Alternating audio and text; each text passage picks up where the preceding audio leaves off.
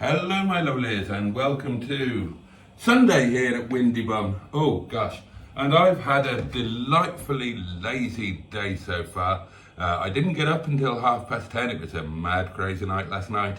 I've chilled out, done the normal bit of editing and whatnot. I've had a bath, I've had a Sunday bath, and now time to get lunch, I guess, and yeah, the afternoon can continue. It's I should show you outside, really, shouldn't I?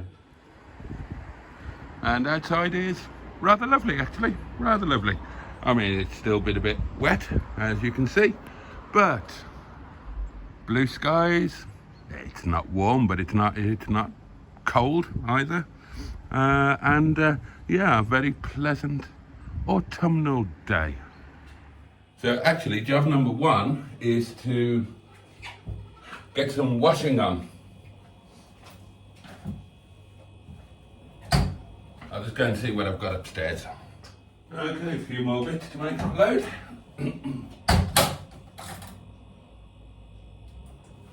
There we go. As a lot of you know, I kind of play fantasy cars, or fantasy fleet cars.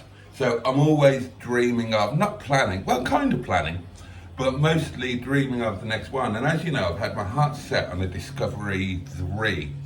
And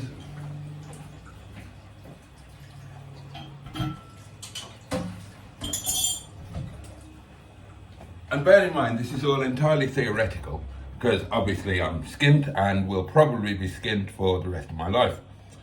Just clear that. But yeah, and it's only occurred in my fantasy fleet that, I mean, the Discovery is a proper mud plugger, isn't it? Even if the Disco 3 was a bit more luxurious.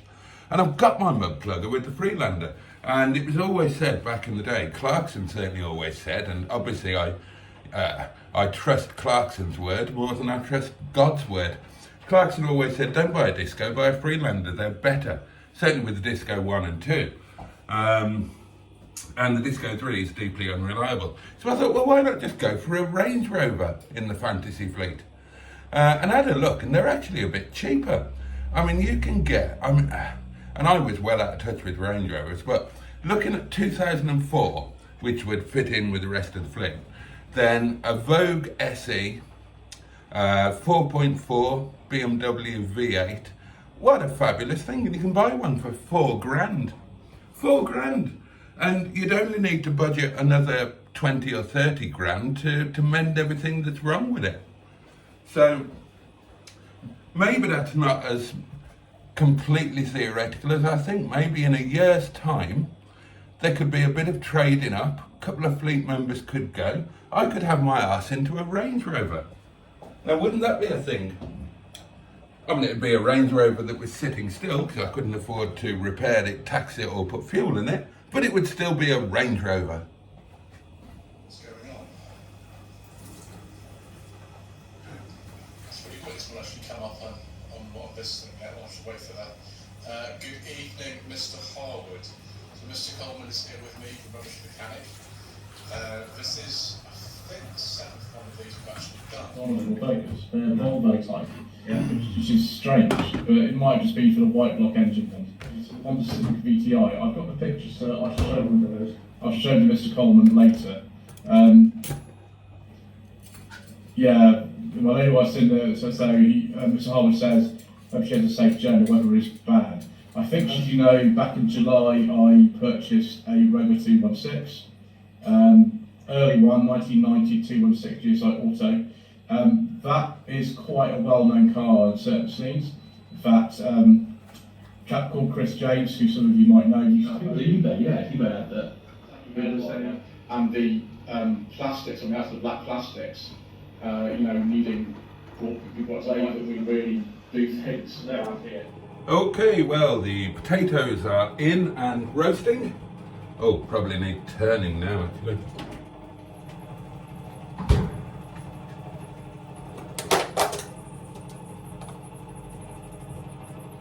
Couple of they. On that sort of rather entertaining cliffhanger, thank you ever so much indeed once again for watching. Please don't forget to subscribe to the channel. I enjoyed that. I always enjoy Joseph's live streams. Very different to mine, of course, but yeah, very enjoyable. And nice to get a couple of shout outs as well, so thank you for that. Next up, lunch.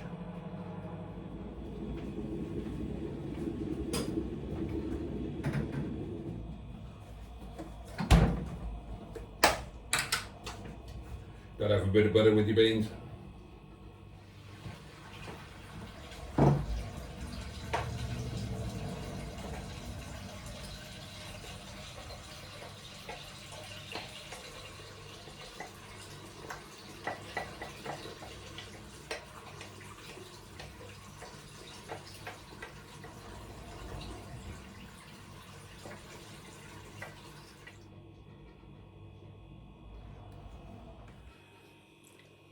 Garlic chicken, Yorkshire pud, chipolata sausages, roast potatoes, green beans tossed in butter, and black pepper.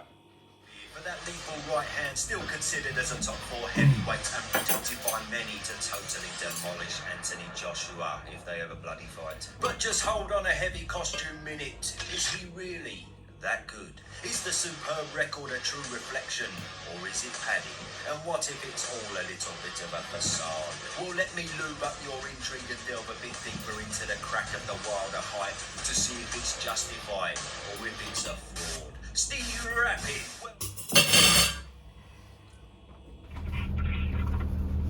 Hi, Johnny, you okay? I'm good, how are you?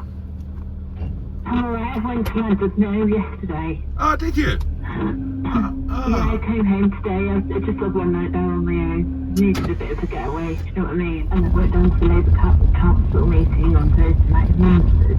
Oh, congratulations on your by-elections, by the way. Thank you very much. That man was walking as if he'd wet himself. Or peppered himself, one of the two. Or possibly both, of course. That's perfectly possible or plausible.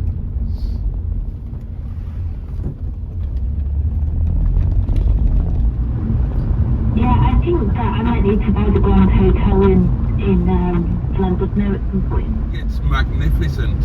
It's a shame Let's that... go halves. Absolutely.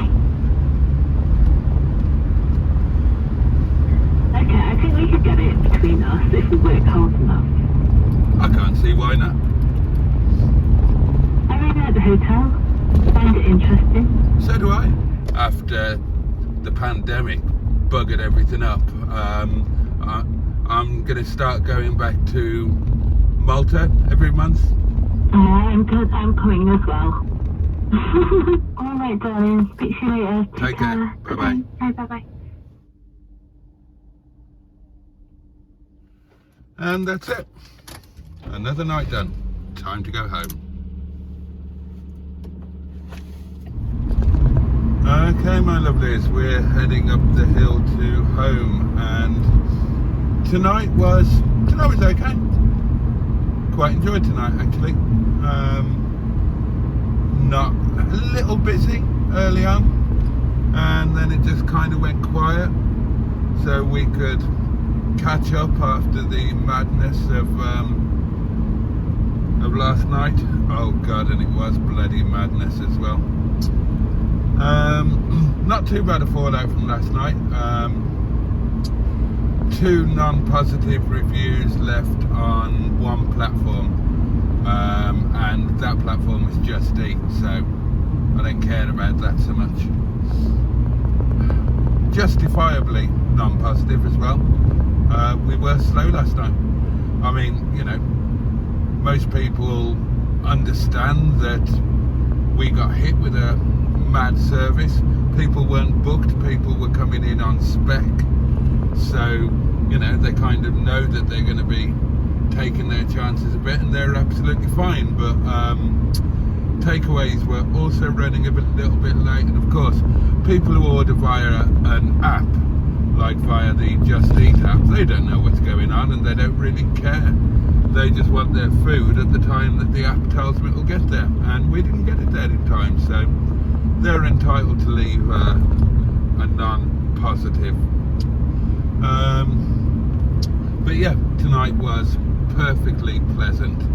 I've got a new member of staff. She is lovely.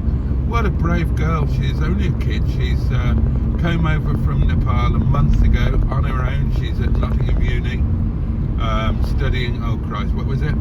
Something